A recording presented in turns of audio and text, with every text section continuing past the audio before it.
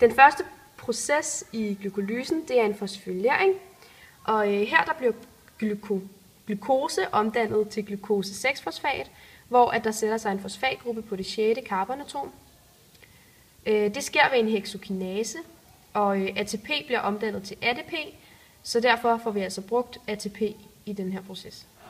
Herefter bliver glukose 6-fosfat omdannet til fruktose 6-fosfat ved hjælp af enzymet heksofosfat isomerase, fordi de her to stoffer er isomerer. Herefter sker der endnu en fosforylering af fruktose 6-fosfat til fruktose 1,6 biofosfat ved hjælp af enzymet fosfofruktokinase. Og det er fordi vi har en fosfatgruppe på carbonatom 1 og 6.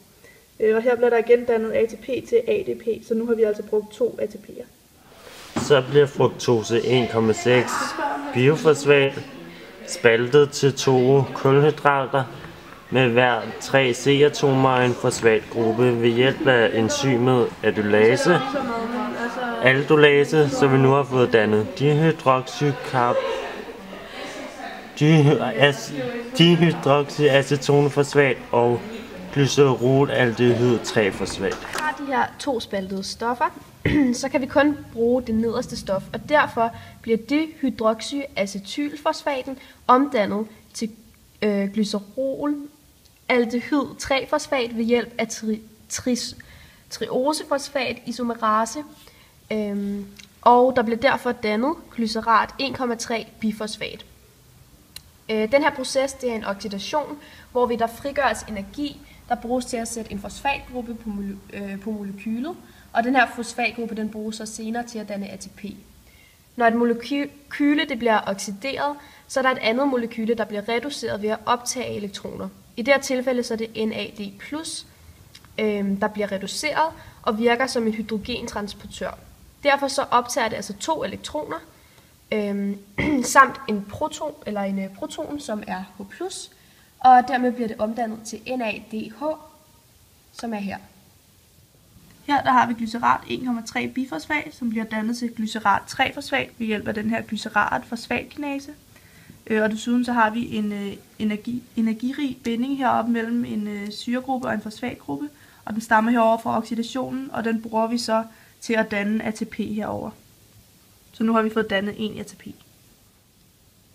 Så bliver glycerat 3-fosfat omdannet til glycerol 2-fosfat ved hjælp af enzymet glycerat fosfatmutase, hvor fosfatgruppen ryger fra 3. C-atom over til 2. C-atom, fordi at det er det, et mutaseenzym kan gøre. Den kan rykke på en funktionel gruppe. Glycerat 2-fosfat bliver omdannet til enolpyruvat 2-fosfat, og her der sker en spaltning af H2O.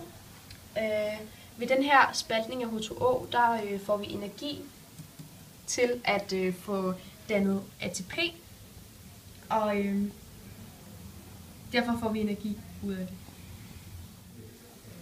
Enolpyruvat, det bliver omdannet til pyruvat, og det gør det spontant, da der ikke skal nogen enzymer til, at den her proces sker, da det bare gør det af sig selv. I glykolysen har vi altså brugt 2 ATP'er, 1 for hver fosforylering heroppe, og vi har tjent 4 ATP'er, 2 for hver glycerat 1,3 bifosfat molekyl. Så det vil altså sige, at vi ender på en samlet energigevinst på 2 ATP'er samt pyruvat, der går videre i den næste proces.